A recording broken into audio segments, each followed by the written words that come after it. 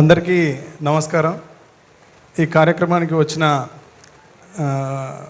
బాబీ సార్కి, కోన వెంకట్ సార్కి, రవి సార్కి, ఎస్పెషల్లీ సబాల్ట్రన్ ఫిలిమ్స్, డోలాముఖి సబాల్ట్రన్ ఫిలిమ్స్ ఈరోజు వేణు ఊడుగుల అనే ఒక బీజం తెలుగు సినిమా పరిశ్రమలో నాటుకోవడానికి కారణమైన విష్ణు సార్కి, తర్వాత ఈ సినిమాలో పనిచేసిన అందరికీ, శివాజీ రాజా అన్నకి, తేజుకి, కవిత గారికి, ఆ తర్వాత రమణ గారికి, వెంకట్, అనిత మేడంకి, అఖిల్ నువ్వు అస్సలు ఆల్ యాంగిల్స్లో సూపర్ నో ఈరోజు. అందరు నీ గురించే మాట్లాడుకుంటున్నారు తమ్ముడు.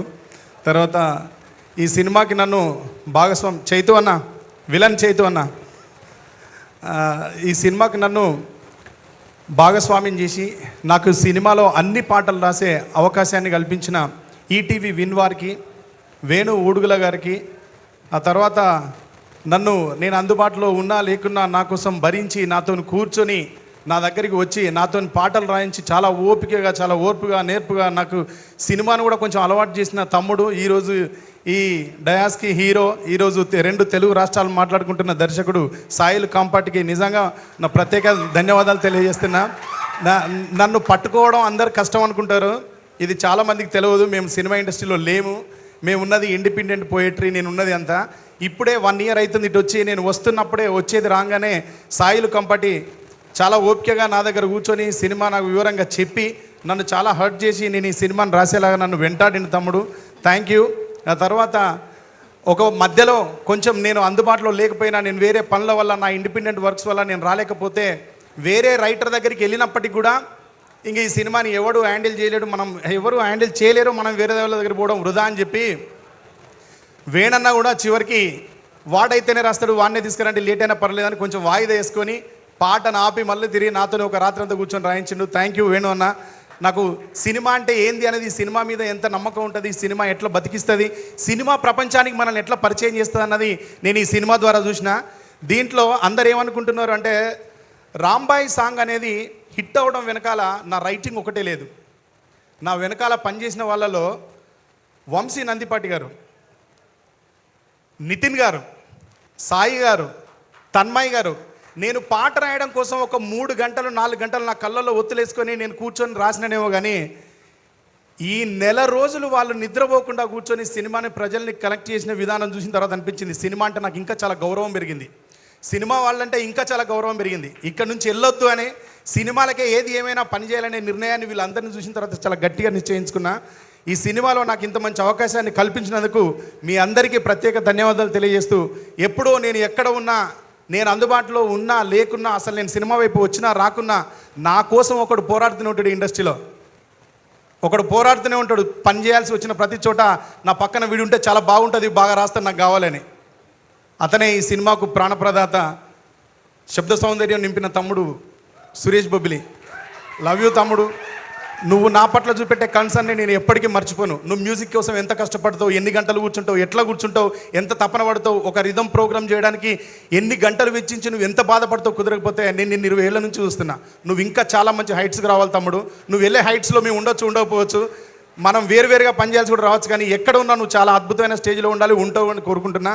ఈ సినిమాలో అందరూ ఒక టైంలో, ఒకవేళ సురేంద్ర గారు దొరకరో అనుకున్న టైంలో సురేందర్ గారు అయితేనే బాగుంటుంది, సురేందర్ గారు అయితేనే బాగుంటుంది, ఆయన అయితేనే రాస్తారు అని నా ఎంట మహబాద్లో హోటల్లో కూర్చొని పాటలు రాయించిన రాహుల్ మోబిదేవ్ గారు, థ్యాంక్ యూ సార్. మీరు నా పట్ల చూపెట్టిన కాన్ఫిడెన్స్ అనేది ఈ సినిమాకు పాటలు రాసిన త్వర దగ్గర నా మీద నాకు కూడా లేదు sir. Love you, thank you so much. ఈ సినిమాలో డైరెక్టర్ గారు చెప్పదలుచుకున్న విషయాన్ని, ఈ సినిమాలో ఈటీవీ విన్ వాళ్ళు యూత్కి చెప్పాలనుకున్న విషయాన్ని, సమాజానికి చెప్పాలనుకున్న విషయాన్ని ఈ సినిమా ద్వారా వేణు ఊడుగుల గారు సొసైటీకి ఇవ్వాలనుకున్న దాన్ని, అసలు సాయిలు కంపాటి ఏం ఆశించి ఈ సినిమాని తీసిండు అనేదాన్ని ఒక పాటలో రాయాలి అని అడిగినప్పుడు ఆ పాటను రాయడం జరిగింది. కానీ సమయాభావం వల్ల ఆ పాటని ఈ సినిమాలో పెట్టలేకపోయినాం. మీరు అనుమతిస్తే ఆ పాటను వినిపించచ్చా? ఎస్ అండి, వెయిట్ చేస్తున్నాం. ఇందులో తండ్రిది కూతురు మీద ప్రేమ, తల్లిది కూతురు మీద ప్రేమ, అమ్మాయిది అబ్బాయి మీద ప్రేమ. దీంట్లో ఉన్నది ఎటువైపు నుంచి చూసినా అంత ప్రేమే. ఈ ప్రేమ విషయంలో ఎవరిని నిందించాలి? తండ్రిని నిందించాలా, తల్లిని నిందించాలా, ప్రియుణ్ణి నిందించాలా, ప్రియురాల్ని నిందించాలా? ఎవరిని నిందించడానికి లేదు ఇక్కడ. అప్పుడు రాహుల్ మోపిదేవి గారు ఆయన ఆఫీస్లో కూర్చోబెట్టి చెప్పారు, బ్రో ప్రేమనే అడుగుదాం బాగుంటుంది కదా అన్నాడు. ప్రేమని అడిగే ప్రయత్నం చేసినాను. నేను ఇంతసేపు మాట్లాడిన తర్వాత పాడలేను నేను, అయినా మీకు వినిపించడానికి ట్రై చేస్తాను. ఇది ఈ సినిమాలో ఉండాల్సిన పాట, బట్ పెట్టలేకపోయినా. కొన్ని వాటర్ ఇస్తారా? ఇది సినిమాలో పెట్టలేకపోయినా. నాకు కూడా ఇది పెట్టినందుకు చాలా బాధగా ఉంది. కానీ సినిమా విజయం ముందు అదంతా తేలిపోయింది. మీరు అందరూ ఆదరించిన విధానం ముందు ఈ సినిమాని మీరు సొంతం చేసుకొని కుటుంబాలతో సినిమాకు వస్తూ ఉంటే చాలా సంతోషం అనిపించింది. అయినా ఈ పాటని ఇక్కడ చెప్తున్నానంటే ఇది సినిమాలో ఉన్నట్టుగానే భావించి చెప్తున్నా. Thank you.